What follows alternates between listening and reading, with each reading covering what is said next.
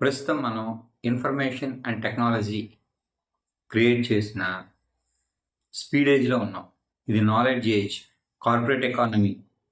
ఈ ఎకానమీలో outdated hard work technique తన ప్రాధాన్యతను కోల్పోయింది.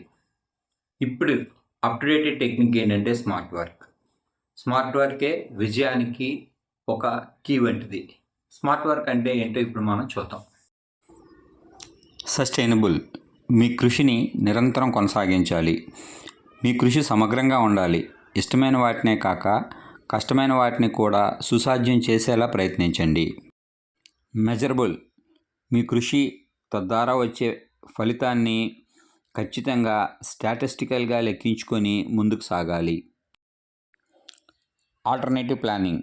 Plan A, plan B, plan C వరకు కూడా సిద్ధం చేసుకోవాలి.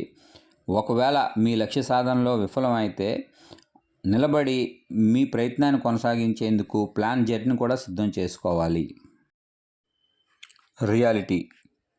వాస్తవ ప్రపంచంలో ఉండండి. ఊహాలోకాల్లో అతిగా తేలిపోవడం, నిరాశతో కృంగిపోవడం చేయకండి. ఈరోజు ఈ సందర్భంలో ఎలా సర్దుబాటు చేసుకోవాలో అలానే ప్రయత్నించండి. మీ ఎయిమ్ని చేరుకోవడానికి ఖచ్చితమైన టైం లిమిట్ పెట్టుకోండి. ఒక ఎండ్ డేట్ నిర్ణయించుకొని ఆలోగా చక్కటి టైం మేనేజ్మెంట్తో మీరు కృషిని కొనసాగించండి. గతంలో ఒక కాకి దాహం వేసింది. ఒక కుండలో అడుగున నీళ్లు కనిపించాయి. కాకి హార్డ్ వర్క్ చేసి ఒక్కొక్క రాయిని తీసుకువచ్చి కుండలో వేసి నీళ్ళని పైకి తెచ్చి తాగుదామనే ప్రయత్నం చేసింది. అసలే డిహైడ్రేషన్తో ఉన్న కాకి రాళ్ళను తీసుకురావడానికి శ్రమపడి వడదెబ్బతో చనిపోయింది. ప్రస్తుతం ఒక కాకి దాహం వేసింది. ఒక కుండలో అడుగున నీళ్ళు కనిపించాయి.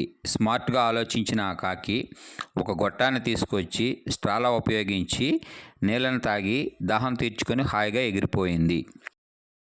10 రాళ్ళు విసురు, ఒక రాయి అయినా తగిలి నీకు పండు దొరుకుతుంది అనేది హార్డ్ వర్క్ ఫిలాసఫీ.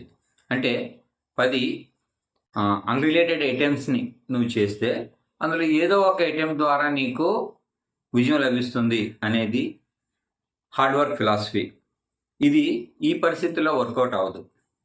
ఇప్పుడు స్మార్ట్ వర్క్ ఫిలాసఫీ ఏంటి అంటే 10 పళ్ళు ఉండే చోట ఒకే రాయిని తెలివిగా విసురు, ఖచ్చితంగా నీకు ఫలితం లభిస్తుంది అనేది స్మార్ట్ వర్క్ టెక్నిక్.